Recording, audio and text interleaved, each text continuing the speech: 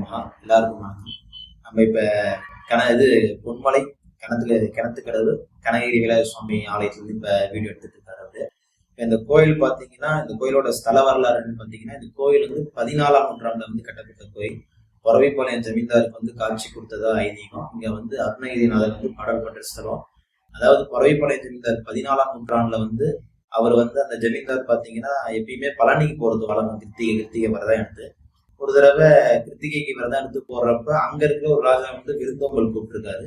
அந்த டைம்ல அவரால் போய் கலந்துக்க முடியாத ஒரு சூழ்நிலை. சுவாமி தரிசனம் பண்ணாம போய் அங்க கலந்துக்கூடாதுன்னு ஒரு சூழ்நிலை. அது அங்க அவங்க 2 பேத்துக்கும் ஒரு மனஸ்தாபம் ஆயிருது. அந்த டைம்ல ஒரு சுவாமியும் பார்க்காம அந்த விருந்தோம்பலையும் கலந்துக்காம ஒரு மன உளைச்சல வந்துடுறாரு. கொஞ்ச நாள் அப்படியே போகுது. ஒரு தடவை கனவுல சுவாமி சொல்றாரு, இந்த மாதிரி நான் பொன்மலையில இருக்கேன், நீ என்ன பாருன்னு சொல்றாரு. அதுக்கப்புறம் அவரை அங்கிருந்து இங்க பாக்குறப்ப பாத்தீங்கன்னா, இங்க சுவாமி பாத ரூபமா காட்சி கொடுத்திருப்பாரு. அவரோட திருவடிகள் தான் காட்சி கொடுத்திருப்பாரு. கோயிலுக்கு பின்புறமா பாத்தீங்கன்னா காட்சி கொடுத்த இடம் இருக்கும். பொன்மரத்துக்கு கீழே நின்று காட்சி கொடுத்திருப்பாரு. அதாவது பொன்மரம்னா பொண்ணுன்ற வார்த்தைக்கு தமிழ்ல நிறைய விதமான அர்த்தங்கள் இருக்கு. ஆனா இங்க சுவாமி பேர் பாத்தீங்கன்னா கனககிரி அப்படின்றதுதான் சொல்றாங்க. அருணகிரிநாதர் பாடல் பண்றதுல கடைசியில கனககிரி அழகு கந்த பெருமாளையும் தான் சொல்றாரு. கனகம்னா பொன், கிரினா மலை.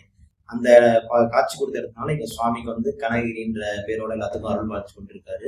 இங்க நிறைய பேர் உத்தரவாகியத்துக்கும் சத்துருக்கள்லாம் நிவர்த்தி ஆகிறது நிறைய பேர் வராங்க. அதுவும் கைகூடி வருது. இந்த மாதிரி ஆன்மீக தகவல்கள் தெரிஞ்சுக்கொள்ள எங்கள் சேனலை சப்ஸ்கிரைப் பண்ணி பார்த்துக்கோங்க. நன்றி.